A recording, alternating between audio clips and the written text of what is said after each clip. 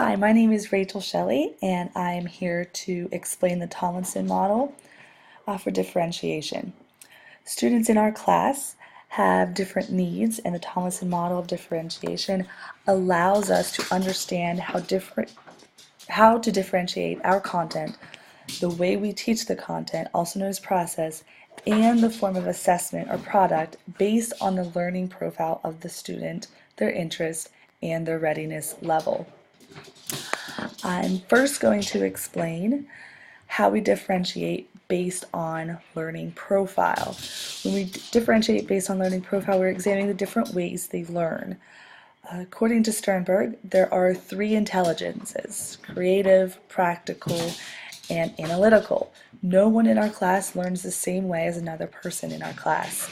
We can differentiate by learning profile through content, process, and product by giving the student choices while keeping in mind that while differentiating, the key information must be the same. To teach content based on learning profile, students could have the options of using maps, videos, books, pictures, or websites, or another material to get the information. You could differentiate by process by having the students perform group work, or they can draw. They could work through a simulation or a hands-on investigation, or maybe they're an auditory learner and they learn best through lecture.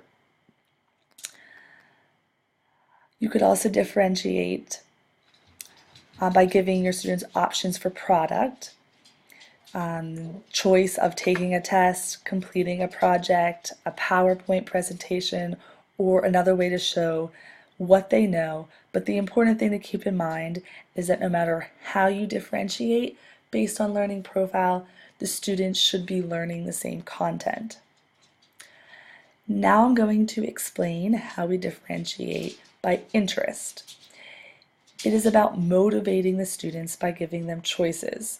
You can differentiate by interest within content by giving them the opportunity to become an expert in an area of interest. For instance, when I was teaching the unit on body systems, the students picked a body system that interested them, and they completed a project on that body system. You can also differentiate by interest outside content areas.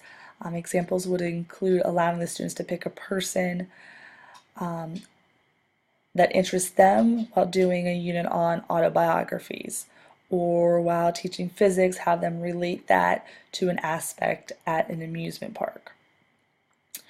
You can also differentiate the process of how they learn based on interest. We learned about eye searches and orbitals and centers, which allows a student to pick an area that interests them and perform research on that topic.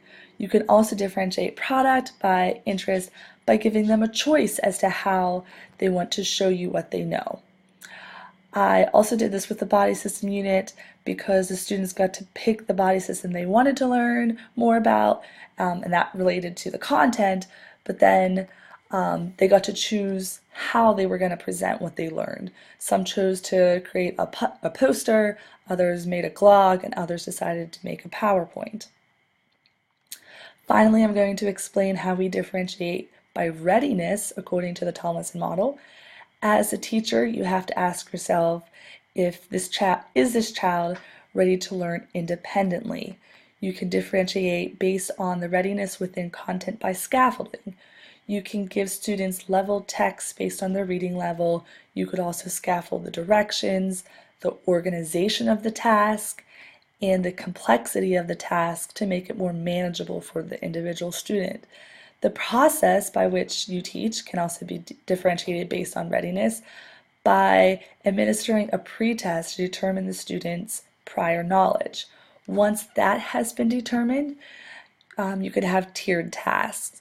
All the tasks are focused on the essential content, but one version may be a complex version, another version may be on grade level, and the third is less complex. You could also compact the curriculum for those students who are above grade level, but a learning contract should be used. Finally, you can differentiate by product on readiness. It could be as simple as changing the directions on the assessment or making the font larger. You could also differentiate the test by giving them a choice between 2 or 3 tasks on the test. I've just explained the 9 ways we can differentiate based on the Tomlinson model. The important thing to remember is that we all learn differently, and we need to provide our students with the means to learn and allow them to show us what they have learned based on their needs.